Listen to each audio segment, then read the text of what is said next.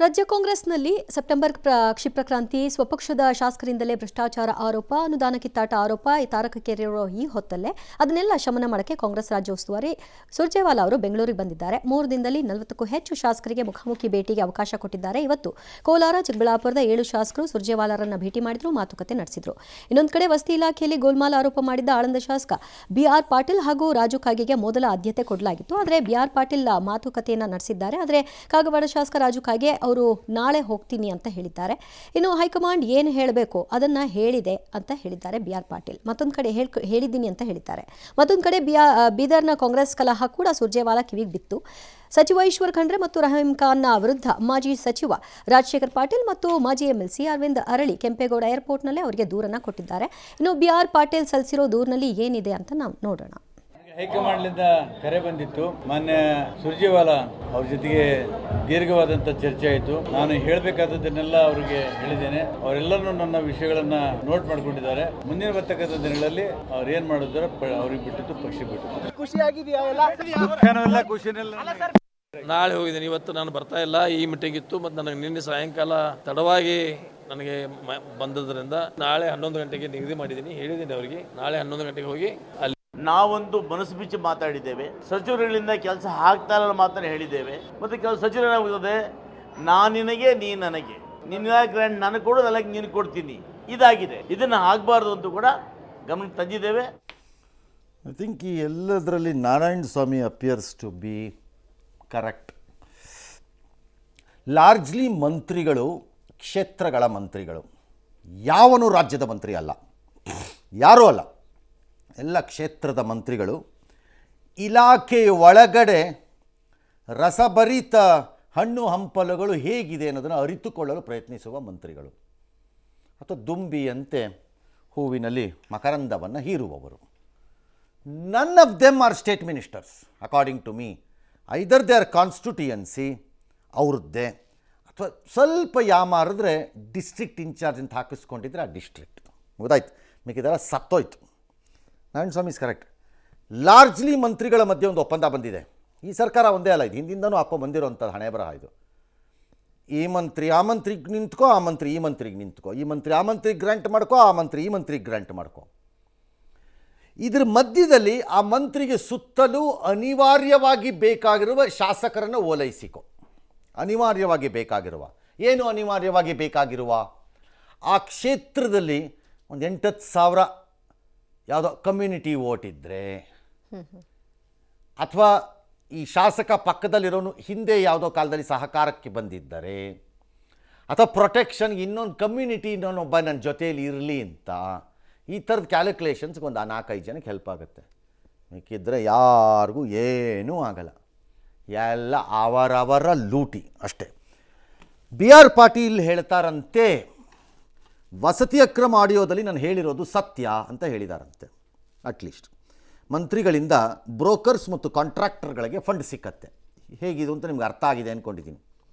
X ಇಲಾಖೆ ಇದೆ, ಅಲ್ಲೊಂದು 200 ಕೋಟಿ ಯಾವುದಕ್ಕೋ ಒಂದು ಪ್ರಾಜೆಕ್ಟಲ್ಲಿ ದುಡ್ಡು ಇರುತ್ತೆ. ಎಮ್ ಎಲ್ ಎ ಹೋಗ್ಬಿಟ್ಟು ನನ್ನ ಕಾನ್ಸ್ಟಿಟ್ಯೂನ್ಸಿ ಒಂಚೂರು ವರ್ಕ್ ಇದೆ, ಇದಕ್ಕೊಂದು 6-7 ಕೋಟಿ ಆಗುತ್ತೆ ಸರ್, ಒಂಚೂರು ಕೊಡಿ ಅಂತಂದರೆ ಸಿಕ್ಕಲ್ಲ ಅವ್ರಿಗೆ. ವೇರ್ಯಾಸ್ ಒಬ್ಬ ಬ್ರೋಕರು ಒಬ್ಬ ಕಾಂಟ್ರಾಕ್ಟ್ರನ್ನ ಪ್ರಪೋಸ್ ಮಾಡ್ಕೊಂಡು ಕರ್ಕೊಂಡು ಹೋಗ್ತಾನೆ, ಅದು ಸ್ಯಾಂಕ್ಷನ್ ಆಗುತ್ತೆ. ಅದು 6 ಕೋಟಿದೋ 7 ಕೋಟಿದೋ ಅಲ್ಲೇ ಆಗುತ್ತೆ, ಅಲ್ಲೇ ಆಗುತ್ತದು. ಯಾಕೆ ಅಂದರೆ ಎಲ್ಲವನಿಗೂ ಗೊತ್ತು ಯಾಕಾಗತ್ತೆ ಅಂತ, ಎಲ್ಲವನಿಗೂ ಗೊತ್ತು. ಒಮ್ಮೊಮ್ಮೆ ಈ ಕಾಂಟ್ರಾಕ್ಟರ್ಗಳು ಶಕ್ತಿವಂತರು, ಧೈರ್ಯವಂತರು, ಸ್ಥಿತಿವಂತರು, ಪವರ್ಫುಲ್ಲು, ಜಾತಿನಲ್ಲೋ ಮತ್ತೊಂದ್ರಲ್ಲೋ ಮಗದೊಂದ್ರಲ್ಲೋ ಅಥವಾ ರಾಜಕೀಯವಾಗುವ ಇದನ್ನು ಮ್ಯಾನೇಜ್ ಮಾಡಿಬಿಡ್ತಾರೆ. ಇದನ್ನು ಕೆಲವು ಸರಿ ಇದನ್ನು ಮಾಡಿಸ್ಕೊಂಡು ಹೋಗ್ತಾರೆ. ಲೋಕಲ್ ಎಮ್ ಎಲ್ ಎಗೆ ಸ್ಟ್ರಾಂಗ್ ಇದ್ದರೆ ರೆಸಿಸ್ಟ್ ಮಾಡಿಬಿಡ್ತಾರೆ ಅವರು.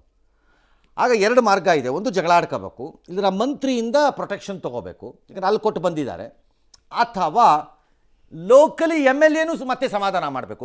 That is happening in large number of ಕೇಸಸ್ಸಲ್ಲಿ. ಮತ್ತೆ ಎಮ್ ಎಲ್ ಎಗೂ ಸ್ಯಾಟಿಸ್ಫೈ ಆಗಬೇಕು. So the percentages are increasing. Where is your 40 ಐಸ್? ಸುರ್ಜೇವಾಲಾ ಅವ್ರು ನೀವು ಎಷ್ಟೊಂದು ಹೊಡೆದಿದ್ರಿ 40% ಸರ್ಕಾರ ನಡೆಸ್ಬಿಡ್ತೀವಿ ಅಂತ. Where is your 40%? ಸರ್ಕಾರ ನಡೆಸ್ಬಿಡ್ತೀವಿ ಅಂತಿದ್ರಲ್ಲ. ಇನ್ನು ಶಾಸಕರ ನೇರವಾಗಿ ಸಿಗಲ್ಲ, ಸಚಿವರ ಕಿವಿ ಹಿಂಡಬೇಕು. D C M C M ಒಂದು ಮಾತು ಹೇಳ್ಬೋದಷ್ಟೇ, ಅಲ್ಲಿನ ಮುಂದಕ್ಕೆ ಹೇಳೋಕ್ಕಾಗಲ್ಲ. ಟ್ರೂ ಆಗಲ್ಲ. ಹಲವಾರು ಮಂತ್ರಿಗಳಿಗೆ C M D C M ಹೇಳೋ ಸ್ಟೇಜಲ್ಲಿ ಇರಲ್ಲ. ಹೇಳಿದ್ರು ಒಂದು ಮಿನಿಮಲ್ಲಲ್ಲಿರುತ್ತೆ. ಆಯ್ತು ಸರ್ ಮಾಡ್ಕೊಡ್ತೀನಿ ಸರ್, ನೋಡ್ತೀನಿ ಸರ್ ಅಂತಾರೆ. ಆಮೇಲೆ ಅವನ ಮೇಲೆ ಮುಗರ್ಜಿ ಬರೆಸ್ತಾರೆ, ಲೋಕಾಯುಕ್ತ ದೂರು ಕೊಡಿಸ್ತಾರೆ. ಆಮೇಲೆ ಹಳೆ ಯಾವುದೋ ಒಂದು ಕೇಸ್ ಇದ್ದರೆ ಎತ್ತಿಸ್ಬಿಟ್ಟು ಅದನ್ನ ಅರ್ಜಿ ಹಾಕಿಸ್ಬಿಡ್ತಾರೆ ಅದನ್ನು. ಸರ್ ಅವನ ಮೇಲೆ ಕಂಪ್ಲೇಂಟ್ ಇದೆ ಸರ್, ಲೋಕಾಯುಕ್ತಲ್ಲಿ ಒಂದು ಕೇಸ್ ಮಾಡ್ಕೊಂಬಂದ್ಯಾ ನಾನು, ಅವ್ನಿಗೆ ಹೆಂಗೆ ಸರ್ ಕೊಡಲಿ ನಾನು? ಎಷ್ಟು ಸಾಧ್ಯ ಅಷ್ಟು ಕಿರಿಕಿರಿ. ಎಲ್ಲ ಲೆವೆಲ್ಗೆ ಬಂದು ಆಗೋಗಿದೆ. ಒಂದಿಬ್ಬರು ಮಾತಾಡಿದ್ದೀವಿ ನಾವು ಹೊರಗಡೆ, ಮಿಕ್ಕಿದವ್ರೆಲ್ಲ ಮಾತಾಡಿಲ್ಲ ಅಷ್ಟೇ, ಒಳೊಳಗಡೆ ಬೇಸರದಲ್ಲಿದ್ದಾರೆ. True possible, yes. ಸರ್, ಈ ರೀತಿ 1-to-1 ಮೀಟಿಂಗ್ ಅಂದರೆ 4 ಜನ ಬಂದು ಇವಾಗ ಹೊರಗಡೆ ಮಾತನಾಡಿದ್ರು ಅಂತ ಅಂದ ತಕ್ಷಣ ಅಷ್ಟು ಜನರನ್ನ ಕರೆದು ಮಾತಾಡ್ತೀನಿ ಅಂತ ಅಂದರೆ ಏನಿಲ್ಲ, ಮಾತಾಡಲಿ, ಏನೀಗ ಮಾತಾಡೋರು? ನನಗೂ ನಿಮಗೂ ಏನು ಕಷ್ಟ ಅದರಿಂದ? ಅವ್ರು 400 ಜನದ ಜೊತೆನೂ ಮಾತಾಡಲಿ, ನನಗೇನು ಹೋಗಬೇಕು? ಅಲ್ರಿ, ನನಗೆ ಈ ಸರ್ಕಾರಗಳು ಯಾವ ಹಂತ ತಲುಪ್ತಾ ಇವೆ ಅಂದರೆ who is chief minister, who is minister, it does not matter to us ಅನ್ನೋ ಲೆವೆಲಿಗೆ ಬರ್ತಾ ಇರೋವಾಗ ಸಂಬಂಧವೇ ಇಲ್ಲ ಆಗ್ತಿತ್ತು. ನೀವು ನಿಮ್ಮ ಪಕ್ಷದೊಳಗಡೆ 400 ಜನನ ಕರಿತೀರೋ, 600 ಜನನ ಕರಿತೀರೋ, 76 ಜನನ ಕರಿತೀರೋ, ಕೋಣ ಅಂತ 3 ಜನನ ಕರಿತೀರೋ, ಕಚಡಗಳನ್ನು ಕರಿತೀರೋ, ಕಂತ್ರಿಗಳನ್ನು ಕರಿತೀರೋ, ಒಳ್ಳೆಯವ್ರನ್ನ ಕರಿತೀರೋ, ನಮ್ಗೆ ಏನಾಗಬೇಕು? ಕರ್ಕೊ ಹೋಗಿ. ಅನಿವಾರ್ಯ ಸಂಕಟದಲ್ಲಿ ಇದ್ದೀವಿ, ಒಂದು ಸರ್ಕಾರ ಒಂದು ರಚನೆ ಆಗಬೇಕು, 4 ವರ್ಷಕ್ಕೋ 5 ವರ್ಷಕ್ಕೋ ಒಂದ್ಸರಿ ಬಂದಾಗ ಒಂದು ಓಟ್ ಹಾಕಬೇಕು, ಲಜ್ಗೆಟ್ಟು ಬಂದು ಒಂದು ಓಟ್ ಹಾಕ್ತೀವಿ ಅಷ್ಟಕ್ಕೆ ಅಷ್ಟೇ. ಇನ್ನು ಮೊದಲ ದಿನ ಶಾಸಕರ ಜೊತೆ 1-to-1 ಮೀಟಿಂಗ್ ನಡೆಸಿರೋ ಕಾಂಗ್ರೆಸ್ ರಾಜ್ಯ ಉಸ್ತುವಾರಿ ಸುರ್ಜೇವಾಲಾ ನಾಳೆ ಶಾಸಕರ ಜೊತೆ ಸಚಿವರ ಭೇಟಿಗೂ ಕೂಡ ಅವಕಾಶ ಕೊಟ್ಟಿದ್ದಾರೆ. ನಾಳೆ ಗೃಹ ಸಚಿವ ಪರಮೇಶ್ವರ್ ಭೇಟಿಗೆ ಅವಕಾಶ ಕೇಳಿರೋದು ಕುತೂಹಲ ಕೇಳಿಸ್ತಾ ಇದೆ. ಸಚಿವ ದಿನೇಶ್ ಗುಂಡೂರಾವ್ ಕೂಡ ನಾಳೆ ಭೇಟಿ ಆಗ್ತಾರಂತೆ. ಇನ್ನೊಂದು ಕಡೆ ಸಚಿವ ಸತೀಶ್ ಜಾರಕಿಹೊಳಿ ಭೇಟಿಗೆ ಅವಕಾಶ ಕೊಟ್ಟರೆ ಭೇಟಿ ಆಗ್ತೀನಿ ಅಂತ ಹೇಳಿದ್ದಾರೆ. ಸುರ್ಜೇವಾಲಾ ಭೇಟಿಯನ್ನು ಸಿಎಂ ಸಮರ್ಥಿಸಿಕೊಂಡಿದ್ದಾರೆ. ಎಐಸಿಸಿ ಅಧ್ಯಕ್ಷ ಖರ್ಗೆ, ಪಾರ್ಟಿ ಅನ್ನೋದು ಹೈಕಮಾಂಡ್ ಇದ್ದಂತೆ, ನಾನು ಎಲ್ಲದಕ್ಕೂ ಉತ್ತರ ಕೊಡಲ್ಲ, ನನ್ನದು ಎಐಸಿಸಿ ಲೆವೆಲ್ ಅಂದಿದ್ದಾರೆ. ಕಾಂಗ್ರೆಸ್ನಲ್ಲಿ ಆಗ್ತಾ ಇರುವ ಬೆಳವಣಿಗೆಗಳ ಬಗ್ಗೆ ಬಿಜೆಪಿ ನಾಯಕರು ಟೀಕೆ ಮಾಡಿದ್ದಾರೆ. ಉಸ್ತುವಾರಿ ಜನರಲ್ ಸೆಕ್ರೆಟರಿ ಬರ್ತಾರೆ, ಅವರು ಅಭಿಪ್ರಾಯ ಕೇಳ್ತಾರೆ, ಏನು ತೊಂದರೆ ನಿಮ್ಗೆ ಏನಾಗಿದೆ ಅಂತ ಕೇಳ್ತಾರೆ, ಸಂಘಟನೆ ಏನೇನು ಮಾಡಬೇಕು ಅಂತ ಕೇಳ್ತಾರೆ. ಅದು ಬಿಟ್ಟರೆ ಅವರು ಉಸ್ತುವಾರಿ ಕೆಲಸ ಅದು ಎಲ್ಲ ಅವ್ರು ಮಾಡ್ತಾರೆ. ಸುರ್ಜೇವಾಲಾ ಬಂದಿದ್ದಾರೆ ಅಂತ ಹೇಳಿ ಅವ್ರು ಏನ್ ರಿಪೋರ್ಟ್ ತರ್ತಾರೆ, ಏನ್ ಕೇಳ್ತಾರೆ, ಏನೇನ್ ನಡೆದಿದೆ ಅದನ್ನ ನಮ್ಗೆ ಹೇಳ್ತಾರೆ. ಆಮೇಲೆ ಮುಂದೇನು ಯಾವ ವಿಚಾರದ ಬಗ್ಗೆ ಏನು ಇಲ್ಲಿ ಮಾಹಿತಿ ಕೊಡ್ತಾರೆ ನೋಡ್ಕೊಂಡು ಆಮೇಲೆ ಮುಂದೆ ಏನ್ ಮಾಡ್ಬೇಕು ಅದನ್ನ ನೋಡ್ತೀವಿ. ನಾನು ಸಮಯ ಕೇಳಿದ್ದೇನೆ.